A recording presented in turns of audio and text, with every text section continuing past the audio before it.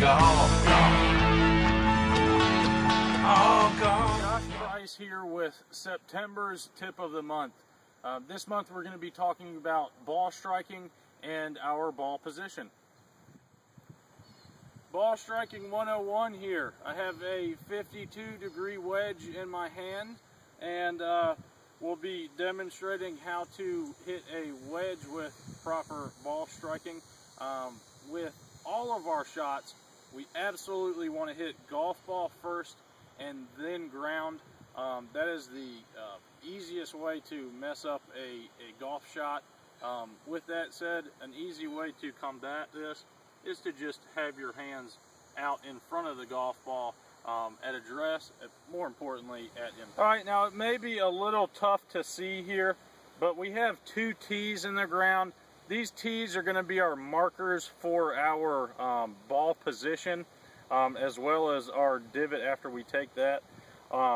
You'll see that these 2 tees are going to be right on the middle of both of my feet, and they are shoulder length apart, exactly where you want to be.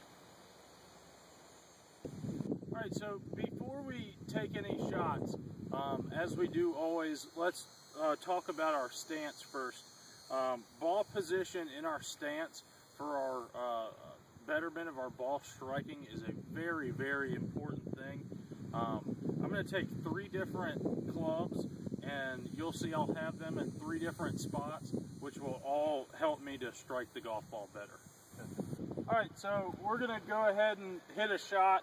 I'm going to demonstrate hitting this golf ball first and then hitting the ground. I'll put a little mark right here of where my the back of my golf ball was, so you can actually see where my divot starts and how we should properly hit a golf ball.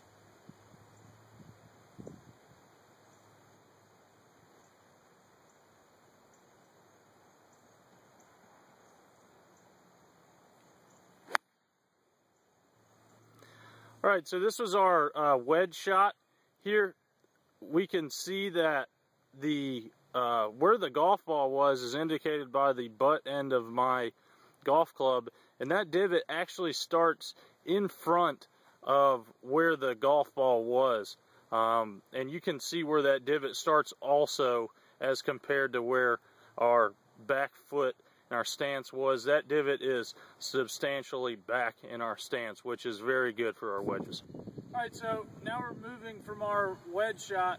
We're going to move to a 5-iron.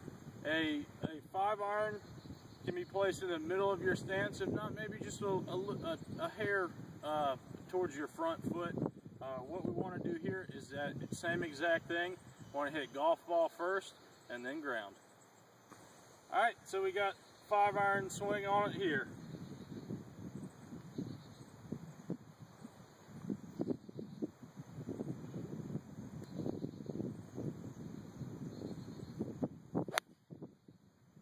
Alright, so this is our 5-iron shot here. You see that was placed right in the middle of my stance, if not a hair forward. The divot is probably in the first third of my stance, which is exactly what we want to see. And that's a good 5-iron shot.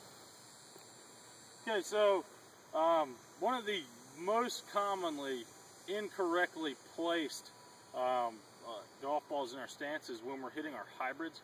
Now this becomes a little bit tricky. You need to know how long your hybrid is. If your hybrid is replacing one of your irons, then in theory it should be as long as your iron that you replaced. However, that is not always the case. It has a tendency to be longer. For instance, mine replaces my 3-iron, but it is longer than my 3-iron would be. Therefore, because it's a longer club, I have to play it up in my stance a little bit more. If you have a hybrid that is the same length as the club that you're replacing in your golf bag, then you can play it in the middle of your stance or anywhere forward. It's just like an iron shot. It is just like an iron shot with these hybrids. Alright, and I know what you're saying here. Well, Josh, you're hitting a hybrid. Are you going to take a divot? Well, yes, I absolutely am, because it's replacing one of my irons, and I would hit or make a divot with one of my irons. So yes, we absolutely want to make a divot. Another common question that I get is, do we want to take a divot with our 3-wood? Yes, you can do that also. Some of the best golfers have taken divots with 3-woods. Tiger Woods, for instance, if he's out playing and you go back behind him and look and see after a 3-wood shot what his divot looks like, it's pretty substantial divot, okay? So we want to make sure we take a divot even with our hybrids here.